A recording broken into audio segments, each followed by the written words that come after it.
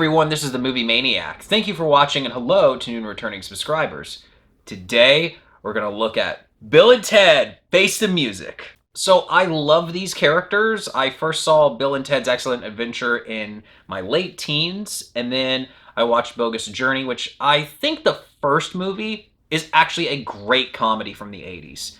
The second one is enjoyable, but I don't think it's all that great. So I've been really curious to know what we're going to get with Face the Music, especially all this time later. It seems like this movie should have come out 15 or 20 years ago, but here we are. And let's make it clear, you're not here to understand time travel. You're here for Bill and Ted. This is a feel-good, dumb comedy flick, and that's exactly how you should judge it.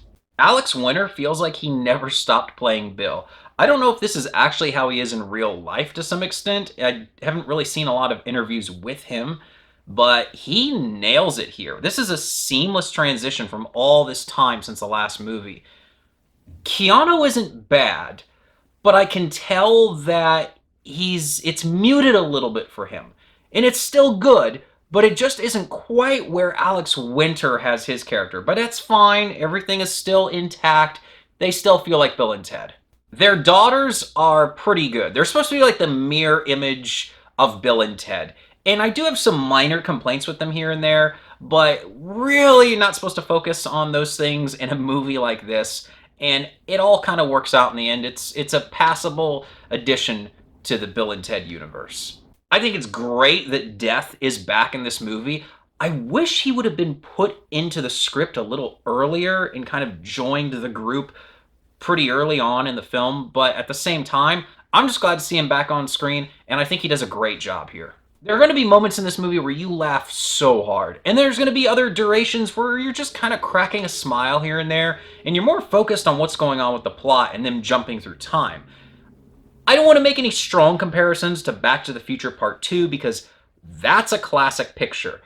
This might not be, but that kind of just getting lost in what you're watching, and maybe you're not like waiting for the next laugh, you're actually more invested in what the hell's going to happen next. That's present here, so that's kind of a fun thing to be going through as an audience member. Comedies, they're so challenging in cinema because I've always felt that they're best suited for 10 or 30-minute formats. An hour and a half, it's just hard to keep somebody laughing that long. And you come to realize that this movie is so dumb, and I don't mean that in a rude way. It's just stupid, and it knows it is, and that's okay. That's totally acceptable with Bill and Ted. So even if you're not roaring with laughter for 90 minutes, you're still kind of getting into the vibe that this movie brings, and I think that that's a nice thing to have. It's a feel-good movie. What a concept, you know? I mean, what a relief in 2020 to get something like this. It's much needed. So guys, I gotta tell you, I've actually watched this movie twice now. The first time I saw it, I think I wanted to love it too much. I had expectations. I really pumped myself up. And I was a little let down. And I think I got caught up in the minor complaints and the little issues here and there. Then I went back and saw it again because I just felt like I missed something.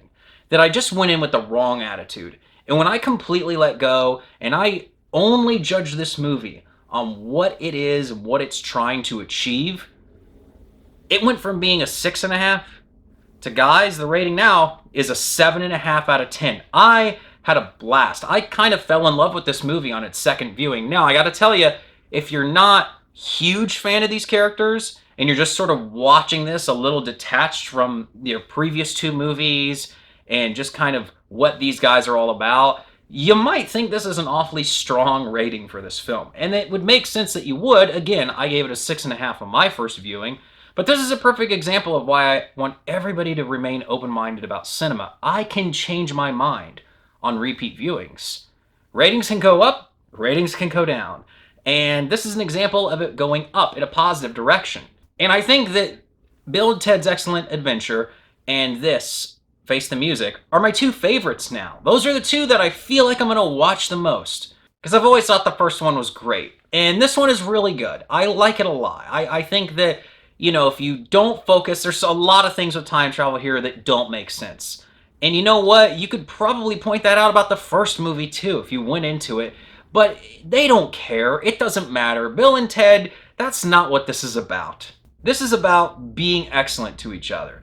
This is about good vibes. And most importantly, it's making sure that you party on. So what did you guys think of Bill and Ted Face the Music? Did you enjoy it as much as I did? Did you feel like it fell short a little bit? I'm just taking this in solely as what it is. And you know what? Everything is judged and held to a different standard. I don't use one single, I don't expect every movie to be on the level of The Irishman or something. It's just ridiculous. And I think that you should take that attitude and carry it over to people you meet in real life and other things as well. That it's just, you have to judge it on its own merits. All right, guys, you know the drill, but for everyone else, make sure to smash that notification bell, like, comment, and subscribe so you can stay inside the mind of a movie maniac.